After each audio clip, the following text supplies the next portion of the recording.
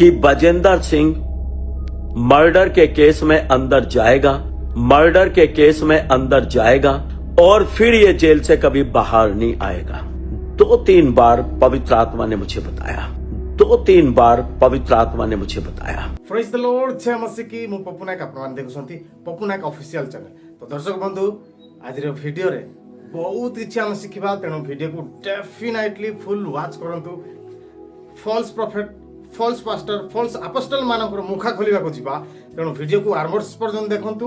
अनेक समय false prophet, false प्रचारक, फॉल्स पास्टर माने आम आखि सामने रे थांती, किंतु आम माने तांकू जानी पार न थाउ जे ये फॉल्स ना ये सत्य लोक ना की भलिया लोक। फिर बजेंद्र सिंह को 1 अप्रैल को कोई भी ऐसी सजा नहीं होने वाली है। पवित्र आत्मा ने कहा, ऐ संसार के लोगों, मैं तुम्हें भविष्यवाणी दे रहा हूँ, जितने दोष खुदा के नबी पर लगाए गए हैं उनकी सजा माफ हो चुकी है। मैं समय देख रहा हूँ वो जेल से रिहाई हो रहा है। मैं फ्यूचर बता रहा हूँ आपको, फ्यूचर प्रोफेसी में कर रहा हूँ। तो दर्शक बंधु, false prophet, false apostle, false pastor मान को ठारू ट्राई करंतु सर्वदा सतर्क रुहंतु, कारण एमान को ठारू जदि सतर्क न रहिबे समान तो नरक राज्य जिवे। आपण मु मध्ये नरक जिबा को समय लागिबनी, कारण बाइबल बार बार चेतावनी दिए, बाइबल बार बार कहे सावधान रहो, सावधान रहो, सावधान रहो। चलंतु देखिबा माथ्यू लिखित सुसमाचार अध्याय 7 पद संख्या 15।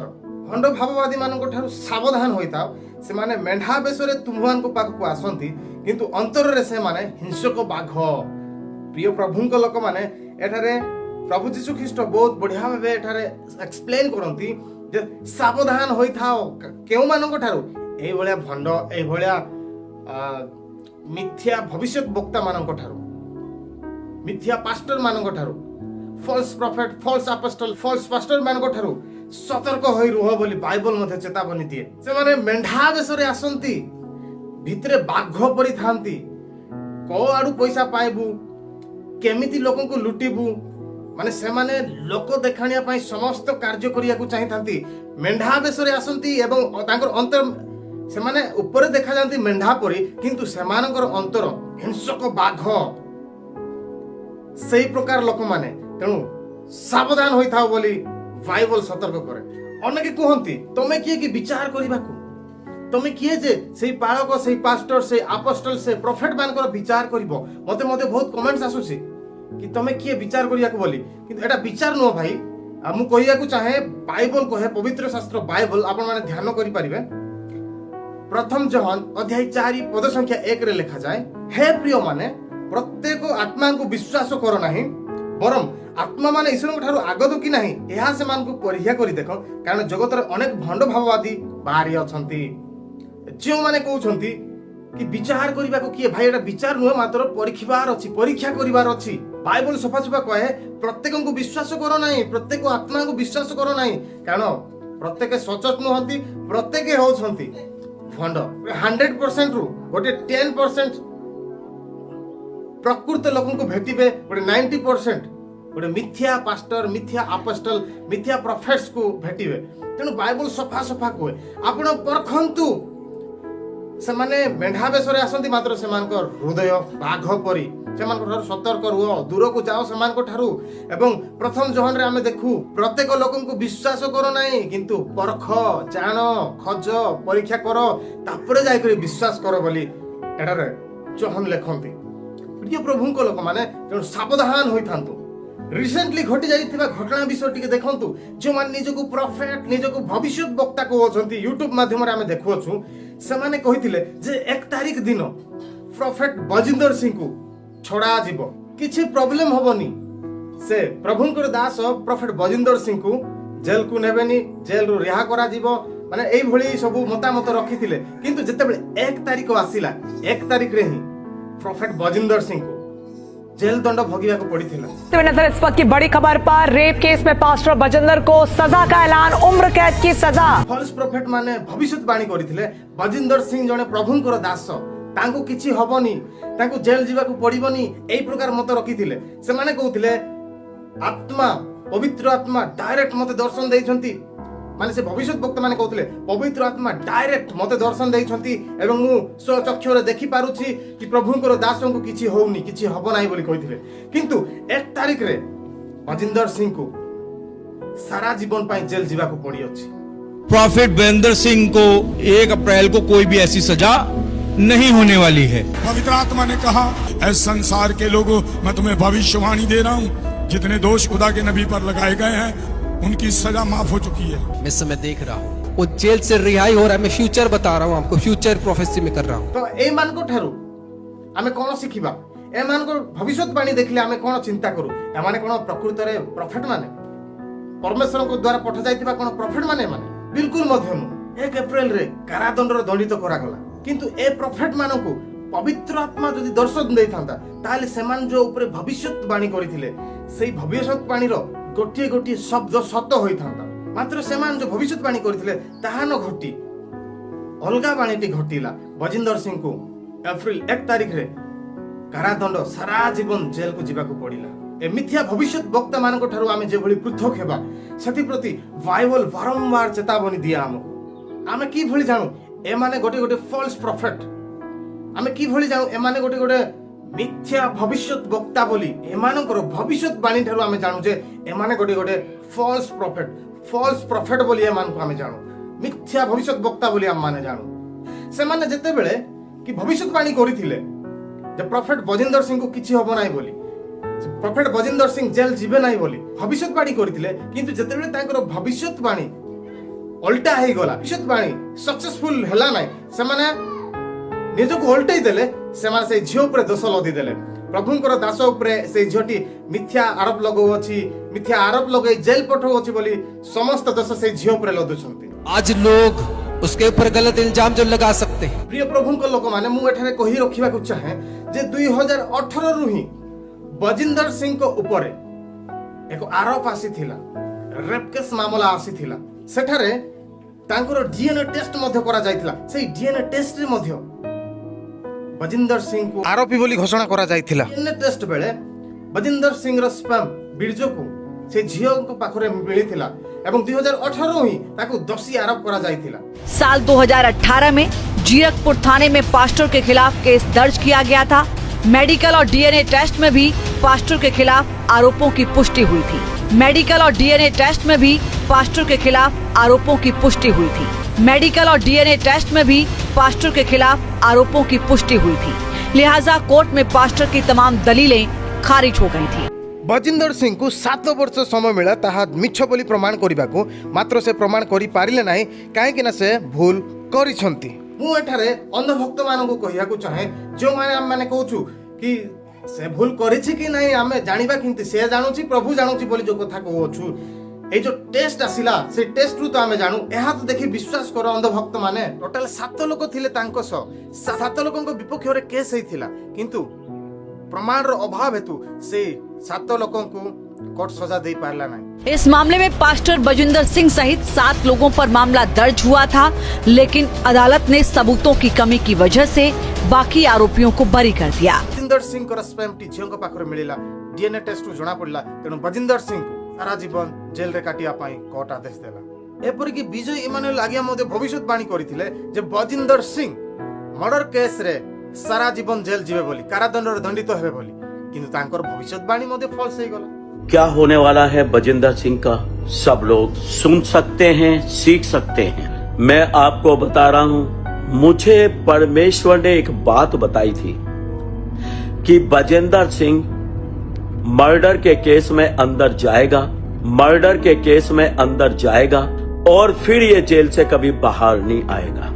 2-3 बार पवित्र आत्मा ने मुझे बताया, 2-3 बार पवित्र आत्मा ने मुझे बताया। ध्यान दियंतु, जते मध्य भविष्य वक्ता कहउछंती निजको समस्त होउछंती फॉल्स प्रॉफिट, कारण तांकर भविष्यवाणी सफल हेउना। मात्र पुरातन नियम रे आपण माने देखिबे जते मध्य प्रभुंकर भविष्य वक्ता माने प्रभु यीशु ख्रीष्ट आह्वान करिथिबा भविष्य वक्ता माने सेमानकर गोटिए गोटिए वर्ड पूर्ण हेउथिला, एकदम एक्यूरेट कहउथिले। जो शब्द कहिथिबे से शब्द अनुसार घटुथिला, सेही प्रकार भविष्यवाणी प्रभु यीशु ख्रीष्टंकर भविष्य वक्ता मानकर थिला। जो माने जे मान को प्रभु यीशु आह्वान करिसंती, जो माने आत्मा को द्वारा भविष्यवाणी करछंती, से मानकर गोटिए गोटिए वर्ड गोटिए गोटिए शब्द मध्ये घटुथिला, एक्यूरेट घटुथिला। किंतु एबर प्रॉफिट माने से माने कहउछंती मात्र सेही प्रकार घटु नाही। एबर भविष्य वक्ता माने अंदाजिया रे सब किछि कहउछंती, कि भली सपोज आम 10th बोर्ड एग्जाम दौचु सेठारे 4टी ऑप्शन अच्छी जदि आंसर आसुची तो ठीक अच्छी जदि आंसर आसुना आम कौन करुचु अंदाजिया बी जगार गल बुलाई दे थाउचु नले सी जगार बुलाई दे थाउचु लागू बाजू काले हेई पारे सेही प्रकार एबर भविष्यत वक्ता माने गोटे अंदाजिया सिचुएशन को देखि से माने भविष्यवाणी करंती। इमानुएल आज्ञा मध्य अंदाजिया सिचुएशन को देखि भविष्यवाणी कर देइथिले जे बजिंदर सिंह मर्डर केस रे जेल जिबे एवं से कारादंड दंडित हेबे जेल रु बाहरिबे नाही बोली कि बजिंदर सिंह मर्डर के केस में अंदर जाएगा और फिर ये जेल से कभी बाहर नहीं आएगा। 2-3 बार पवित्र आत्मा ने मुझे बताया। मर्डर केस रे जेल गले नाही किंतु आपण माने जानि पारिथिबे कोन पाई बजिंदर सिंह जेल गले। तो नजर इस वक्त की बड़ी खबर पर रेप केस में पास्टर बजिंदर को सजा का ऐलान, उम्र कैद की सजा। हमें देखुछु एबकर भविष्यत वक्ता माने से माने कहउछंती पवित्र आत्मा द्वारा आमे भविष्यवाणी करूछु बोली किंतु आम माने सफा सफा देखुछु सेमानंकर भविष्यवाणी संपूर्ण मिथ्या प्रमाण होउछि एपरिकी बजिंदर सिंह कर भविष्यवाणी मध्य मिथ्या बोली प्रमाण हेइ अछि। एमान को प्रकृत रे पवित्र आत्मा परिवर्ते केउ आत्मा कथा कहउछि भाई तांकु जणा जदि एमान को पवित्र आत्मा कहउछि ताहाले एमानकर प्रति वर्ड प्रति शब्द एक्यूरेट कहबा कथा सेमाने घटिबा कथा एंति पुरातन नियम रे आमे देखु जे भविष्यत वक्ता माने थिले करेक्टली एक्यूरेट कोन कहउछंती को शब्द कहउछंती सेही अनुसार भविष्यवाणी होउथिला एवं से अनुसार घटुथिला घटना किंतु एबकर भविष्यत वक्ता माने कोन कहउछंती ता घटु नाही मात्र मिथ्या प्रमाण होउछि। एथिरु आमे क्लारिफाइड हो जे एमाने प्रकृत रे पवित्र आत्मा को द्वारा भविष्यवाणी करूनाती मात्र अन्य आत्मा द्वारा भविष्यवाणी करूछंती तेणु एमानकर भविष्यवाणी मिथ्या हेउछि। वर्तमान आंभे माने देखिबा जे फॉल्स प्रॉफिट माननकु जानिबार 3 गोटी चिन्ह कारण ए 3 गोटी चिन्ह द्वारा आमे जानि परिबा जे सेमाने होउछंती फॉल्स प्रॉफिट बोली।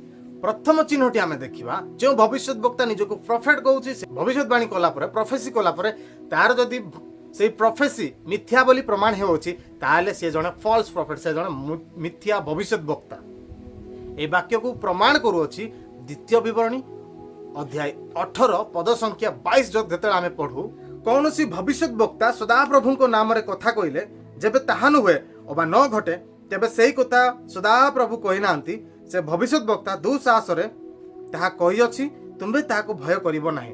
प्रिय प्रभु को लोक माने जेते बेले गोटिए भविष्यत वक्ता भविष्यवाणी करूछि प्रोफेसी करूछि तो सही समय रे जदि तार प्रोफेसी अनुसार तार भविष्यवाणी अनुसार कौन सी कार्य घटू ना से कही गोटे कथा किंतु घटू ना से प्रकार ताले से जने मिथ्या प्रॉफिट से केवल सिचुएशन को देखि अंदाजिया रे प्रोफेसी करूछि अंदाजिया रे भविष्यवाणी करूछि काले हेई पार रे बोली से जने आत्मा को द्वारा प्रोफेसी करू ना मात्र से जने भंड पाखंडी से जने मिथ्या भविष्यत वक्ता को जानिबार द्वितीय नंबर चिन्हटी है से माने सर्वदा पैसा पाई डिमांड करी थांती से माने प्रार्थना कले पैसा दरकार गोटे रोगी ऊपर हाथ रखिले पैसा दरकार गोटे मिराकल कले पैसा दरकार माने पैसा न हेले से माने प्रार्थना करंतु नाही रोगी को गृह को जानती नाही कोनसी विषय मध्य करंती नाही पैसा जदी अछि ताले से माने प्रार्थना करंती प्रोफेसी करंती रोगी को सुस्थ करंती सब विषय करि थांती मिराकल करि थांती दुष्ट आत्मा को छड़ै थांती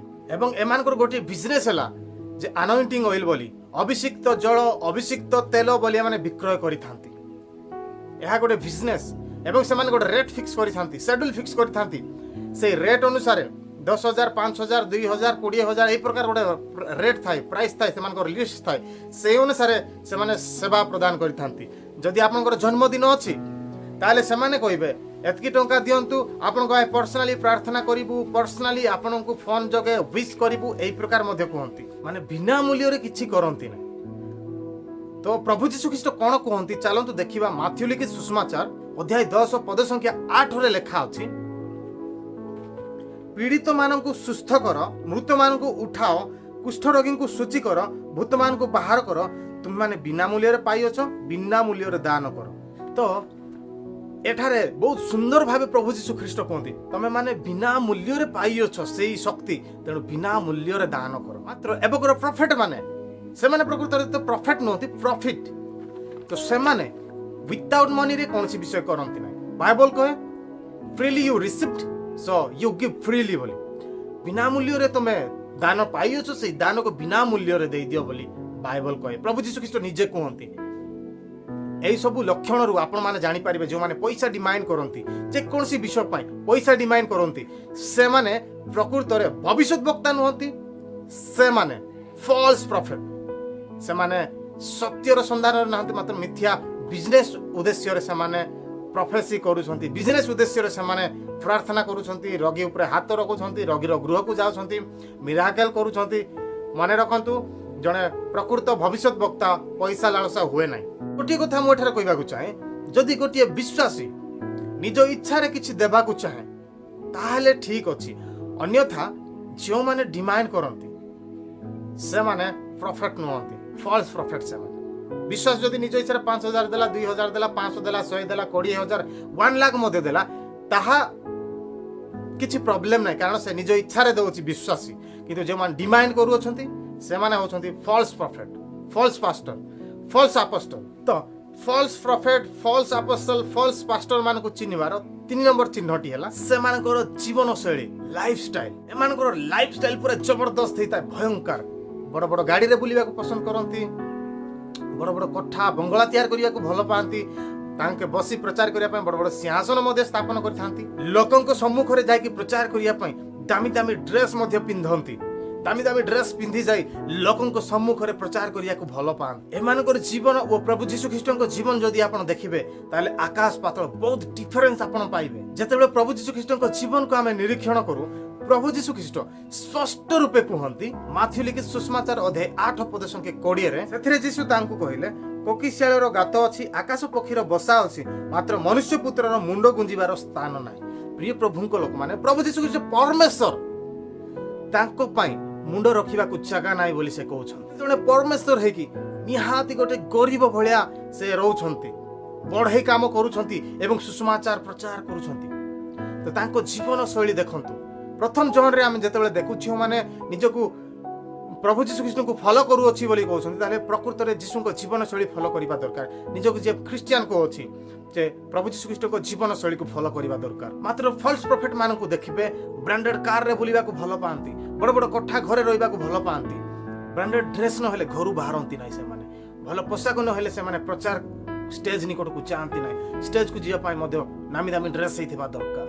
ସେଇ ପ୍ରକାର ପ୍ରଫେଟ ମାନେ ଆଜିକାର ପ୍ରଫେଟ ମାନେ। ଆଉ ଗୋଟେ ମୁଖ୍ୟ କଥା, ଯେତେବେଳେ ଆମମାନଙ୍କୁ ପଇସା ଦରକାର ସେଇ ସମୟରେ ଯେତେବେଳେ ଆମମାନେ କହୁ ତ ସେମାନେ କୁହନ୍ତି ଆମମାନେ ପ୍ରାର୍ଥନା କରିବା ଯେ ପ୍ରଭୁ ଯୀଶୁ ଯୋଗେଇବେ, ପ୍ରାର୍ଥନା ଆଡ଼େ କଥାଟା ନିଅନ୍ତି। ମାତ୍ର ଯେତେବେଳେ ସେମାନଙ୍କୁ ପଇସା ଦରକାର ହୁଏ ସେମାନେ ଦାନ ଦିଅ ବୋଲି ମାଗନ୍ତି, ଦିଅ ଦାନ ବୋଲି କୁହନ୍ତି ଫଲ୍ସ ପ୍ରଫେଟ ମାନେ। ମୁଁ ସେଇ ଫଲ୍ସ ପ୍ରଫେଟ ପାଷ୍ଟର ଆପୋଷ୍ଟଲ ମାନଙ୍କୁ କହିବାକୁ ଯାଏ, ଆଜ୍ଞା ମାନେ ଆପଣଙ୍କୁ ବି ଯଦି ଯେତେବେଳେ ପଇସା ଦରକାର ହୁଏ ଆପଣମାନେ ପ୍ରାର୍ଥନା କରି ମିରାକେଲର ପଇସା କାହିଁକି ଆଣୁନାହାନ୍ତି? ଆପଣ କାହିଁକି ଦାନ ଦିଅ ବୋଲି କହୁଛନ୍ତି? ମୁଁ ଆରମ୍ଭରେ ହିଁ କହିଲି, ଯଦି ଗୋଟେ ବିଶ୍ୱାସୀ ଖୁସିରେ ଦାନ ଦେଉଛି ତାହେଲେ it's okay, no problem. But ଯେତେବେଳେ ଆମେ ଡିମାଣ୍ଡ କରୁଅଛୁ ଏତିକି ପଇସା ଦିଅ, ଏତିକି ଦାନ ଦିଅ, ଆପଣ ଧନ ସମ୍ପତ୍ତି ବଢ଼ିବ, ଆପଣ ସେମାନଙ୍କର ପ୍ରାର୍ଥନା ମଧ୍ୟ ଦେଖିବେ, ଆପଣଙ୍କୁ ଇମ୍ପ୍ରେସ କଲା ଭଳିଆ ପ୍ରାର୍ଥନା କରିବେ, ଆପଣ କହିବେ ଏତିକି ଦାନ ଦେଇଦିଅ, ଆପଣଙ୍କର ଛେଳି ମେଣ୍ଢା ଗୋରୁ ଗାଈ ବଢ଼ିବେ, ଆଉ ପ୍ରଭୁଙ୍କର ଦାସମାନଙ୍କୁ 10,000 20,000 ଦାନ ଦିଅ, ଆପଣଙ୍କର ଲକ୍ଷେ ଲକ୍ଷେ ଟଙ୍କା ହବ, ଏଇ ପ୍ରକାର ମଧ୍ୟ ମିଥ୍ୟା କଥା କୁହନ୍ତି, ସେମାନଙ୍କୁ ଖୁସି ହେଲା ଭଳିଆ କଥା କୁହନ୍ତି। ଏବେକର ପ୍ରଫେଟ ପ୍ରଚାରକ ମାନେ ଏଇ ପ୍ରକାର ଲୋକମାନେ। ପ୍ରିୟ ପ୍ରଭୁଙ୍କ ଲୋକମାନେ, ଶେଷରେ ମୁଁ ଗୋଟିଏ କଥା କହିବାକୁ ଚାହେଁ, এইভাবে ফলস প্রফেট, ফলস ভবিষ্যৎ বক্তা, ফলস পাস্টর, ফলস ଆପୋଷ୍ଟଲ ମାନଙ୍କ ଠାରୁ ଦୂରେ ରୁହନ୍ତୁ। ପ୍ରଭୁ ଯୀଶୁ ଖ୍ରୀଷ୍ଟ କ'ଣ କହୁଛନ୍ତି ତାହା ଦେଖନ୍ତୁ। ଏହି ଜଗତର ଅନେକ ମୋହମାୟା ଠାରୁ ଦୂରକୁ ଯାଆନ୍ତୁ। ଅନେକ ଲୋକ ଅନେକ କଥା କହିବେ, ଏହା କର ଧନ ଆସିଯିବ, ଏହା କର ସ୍ୱର୍ଗକୁ ଯିବ, ଏହା କର ସମ୍ପତ୍ତିର ଅଭାବ ହେବ ନାହିଁ ବୋଲି କହିବେ ଫଲସ ଲୋକମାନେ। କିନ୍ତୁ ବାଇବଲ କ'ଣ କହେ, ପ୍ରଭୁ ଯୀଶୁ ଖ୍ରୀଷ୍ଟ କ'ଣ କୁହନ୍ତି, ସେଇ ବିଷୟରେ ଆମକୁ ତତ୍ପର ହେବାର ଅଛି। ତେଣୁ ପ୍ରଭୁ ଯୀଶୁ ଖ୍ରୀଷ୍ଟଙ୍କୁ ଫଲୋ କରିବା ଦରକାର।